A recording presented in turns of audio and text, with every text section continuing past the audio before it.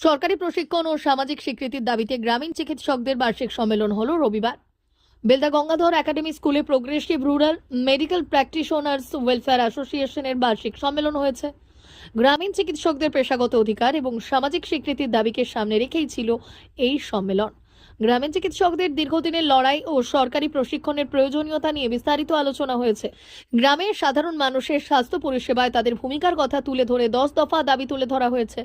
সংগঠনটি জানাচ্ছে, গ্রামের মানুষের বিপদে আপদে সবসময় তারা পাশে থাকেন। তাদের দাবি, সরকার তাদের দ্রুত প্রশিক্ষণের ব্যবস্থা করুক এবং তাদের কাজের সামাজিক স্বীকৃতি দিক। সংগঠনের সদস্য অর্ধেন্দু রাউল, অশোক মিত্ররা বলেন, সঠিক প্রশিক্ষণ পেলে আমরা সাধারণ মানুষকে আরও উন্নত পরিষেবা দিতে পারব। উপস্থিত ছিলেন বিধায়ক সূর্যকান্ত অট্ট, চিকিৎসক অংশুমান মিশ্র সহ অন্যান্যরা।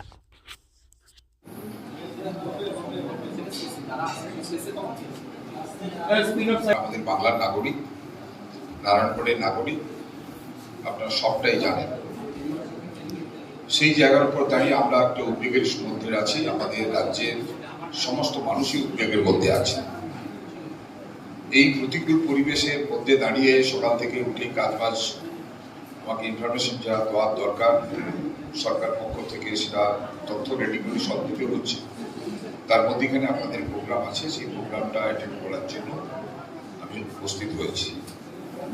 প্রথম কথা বলি, প্রতি বছরই প্রোগ্রাম হলে আমি পৌঁছাই, সময় থাকলে আমি আসি, আপনাদের উদ্দেশ্যে যতটুকু কথা বলার বলি। গভর্নমেন্ট একটা ট্রেনিং এর ব্যবস্থা করেছিলেন প্রাথমিকভাবে, এখন এই মুহূর্তে সেই ট্রেনিংটি বন্ধ আছে।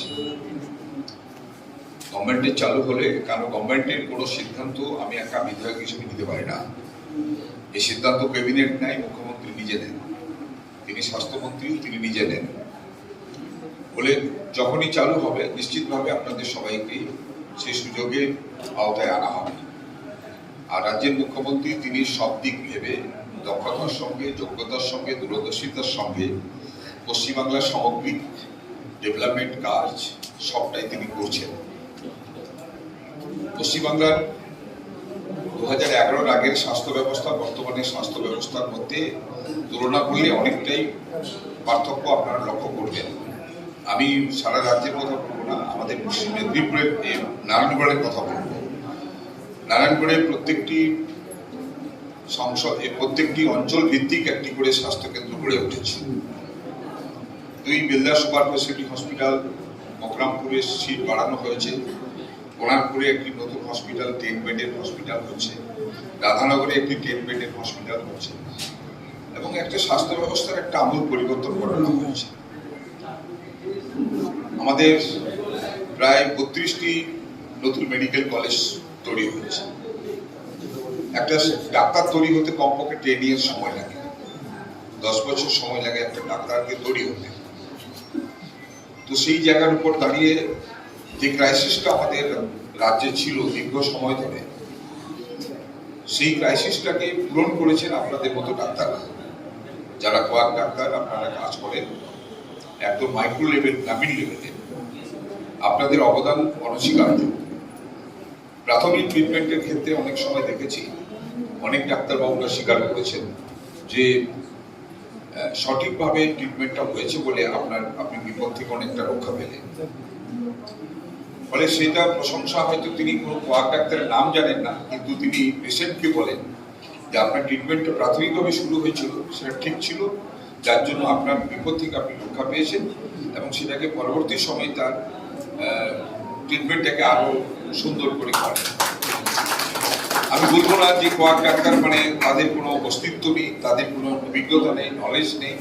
প্রাথমিকভাবে সবারই একই হয়, সে এমবিবিএস হোক আর এমডি হোক, যাই হোক, কিন্তু দীর্ঘ সময় ধরে যারা এই চিকিৎসা ব্যবস্থার সঙ্গে যুক্ত থাকেন তাদের কিন্তু একটা নলেজ আলাদাভাবে তৈরি হয়।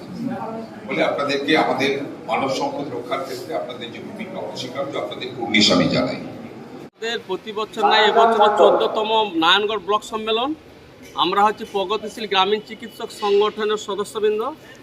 আমাদের মূল দাবি হচ্ছে সরকারিভাবে যে প্রশিক্ষণটা চলেছিল মাঝখানে সে বন্ধ হয়ে গেছে, ওটা আবার পুনরায় চালু করার জন্য, এবং ওই প্রশিক্ষণটা আমরা চাইছি আমাদের ব্লক হাসপাতালে হোক। তাহলে কি হবে, আমাদের যতজন মেম্বার আছেন সবাই খুব দ্রুততার সহিত প্রশিক্ষণটা পেয়ে যাবে। শুরু করে এবং প্রশিক্ষণ শেষে আমরা চাই যে সরকারিভাবে আমাদের শংসাপত্র দিতে। এই দুটো হচ্ছে মূল দাবি আমাদের। আচ্ছা, আজকে কি কি হচ্ছে আজকে আপনাদের সম্মেলনে?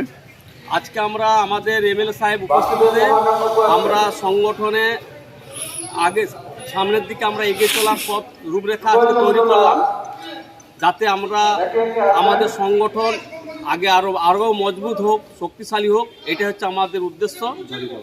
এবং আমাদের কয়েক দফা দাবি মাননীয় এমএলএ সাহেবের কাছে আমরা রাখলাম, যাতে আমরা আমাদের চলার পথে কোনো অসুবিধার সম্মুখীন না হই। বিশেষত রাত বিরেতে আমাদের ডাক্তারবাবুরা রোগী দেখেন, ওইখানে পুলিশি হয়রানি যাতে না হয়। এবং কিছু কিছু ক্ষেত্রে আমাদের যেটা আমরা খবর পাচ্ছি, আমাদের কিছু ডাক্তারবাবুকে ডাক কন্ট্রোল দ্বারা হয়রানি করা হচ্ছে, ওটা যাতে না হয়, ওটা বন্ধ হয়। আর এর জন্য আমরা আজকেই ঘোষণা করছি, যদি আমাদের কথা না শোনা হয় তাহলে আগামী দিন আমরা দীর্ঘতম আন্দোলনের জন্য এগাবো। এটাই হচ্ছে মূল দাবি আমাদের।